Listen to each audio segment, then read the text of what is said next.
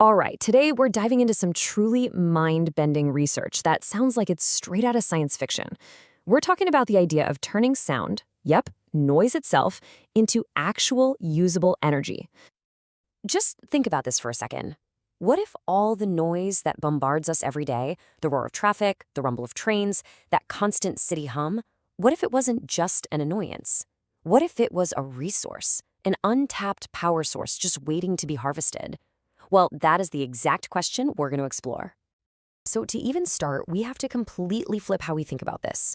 We need to stop seeing noise as just, well, noise, and start seeing it for what it is in the world of physics, a massive, and I mean massive, untapped source of wasted energy. Think about it. Every single sound wave, whether it's a car horn blaring or a plane taking off, is literally a pressure wave carrying energy through the air. And when you're in a city, that adds up to an unbelievable amount of acoustic energy that just disappears. It's just lost. Up until now, anyway. Okay, so how on earth would you even begin to capture it? The answer, it turns out, lies in this really elegant piece of physics called the thermoacoustic effect.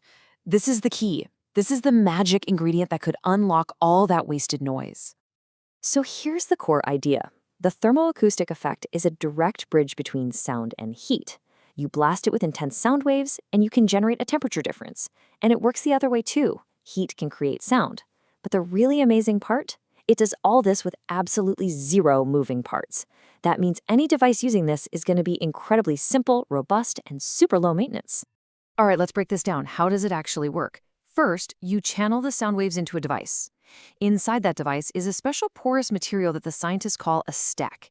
The best way to picture it is like a high-tech sponge with all these tiny little channels running through it. Now, as the sound wave barrels through, it forces the air inside those tiny channels to vibrate back and forth like crazy. All of that rapid squeezing and stretching of air creates friction and transfers heat, making one end of the stack hot and the other end cold. Just like that, from sound, we've created heat. Okay, so much for the theory. Let's get into the nitty-gritty and see how a team of researchers actually built a device to do this. They've called it a thermoacoustic metastructure, or TAMS for short. The setup itself is actually pretty straightforward when you look at it. You've got this acrylic tube that acts like a tunnel for the sound. At one end, there's a beefy speaker pumping out a specific low hum. Then, right in the middle of the tube, you have that all-important component, the stack. And of course, you've got sensors all around it, thermocouples to see how hot and cold it gets, and microphones to check how much quieter it is on the other side. Now, inside that tube, the real hero of this story is the stack. Everything depends on this one piece. What it's made of, its exact shape, how porous it is, all of that is what's going to determine how good it is at turning sound into heat. So you can bet a huge part of this research was all about engineering the perfect stack. And this is where things get really cool, because it's a classic case of old school versus new school. The traditional way to make these stacks was with ceramic. And yeah, it works, but you're pretty limited in the kinds of shapes you can create. So what these researchers did was use modern 3D printing to make stacks out of different polymers. This just blows the doors wide open for designing and testing way more complex, super optimized shapes, and doing it quickly and cheaply. And hey, the results, they totally speak for themselves. You can see here the temperature difference each material created. The old school ceramic, it got a respectable 21-degree difference. One of the 3D printed plastics, PLA, was a little lower. But check out the 3D printed resin stack. It hit nearly 25 degrees, actually beating the traditional material. This is huge. It proves these new methods aren't just a gimmick. They can actually deliver better performance. Okay, so they found their champion stack. Now it's time for the moment of truth. Could they actually complete the full chain reaction from sound to heat and then finally to electricity? First up, the noise reduction.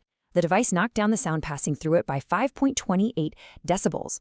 Now, this is really important because it means the device is doing double duty. It's not just harvesting energy, it's also making things quieter. It's a 2-for-1 deal. Next, the temperature difference. In the final setup, they got an incredible 33.5 degrees Celsius gradient across that stack. And remember, this is being powered only by sound waves. That is a serious amount of heat energy being created out of thin air, or, well, out of sound. And here it is, the grand finale. They attached a little thermoelectric generator to the stack. It's a chip that makes electricity when one side is hot and the other is cold. And it worked. They converted that heat into electricity, generating a peak voltage of 33 millivolts. Now, hold on. 33 millivolts is, well, it's tiny. You're not going to charge your phone with this. Not yet, anyway. But that's not the point. The absolutely critical takeaway here is that they prove the entire chain works. They took sound energy, turned it into heat energy, and then turned that heat into electrical energy. The concept is proven. It works. So what does this all mean for the future? This is where we get to zoom out from the lab bench and start dreaming really big about what this technology could become. See, the researchers aren't just thinking about some little gadget in a tube. They are envisioning something on a massive scale, a totally new kind of smart, functional infrastructure. This is the end game, right here. Picture it. Modular building blocks, almost like high-tech Legos, each one containing this TAMS technology. You could line them up to build a noise barrier along a busy highway or a railway. And this barrier would do two incredible things at once. One, it would shield neighborhoods from all that traffic noise. And two, at the exact same time, it would be harvesting the energy from that noise to power things right there on site, like traffic sensors, weather monitors, or even emergency lights. And that just leaves us with this one kind of mind-blowing question, right?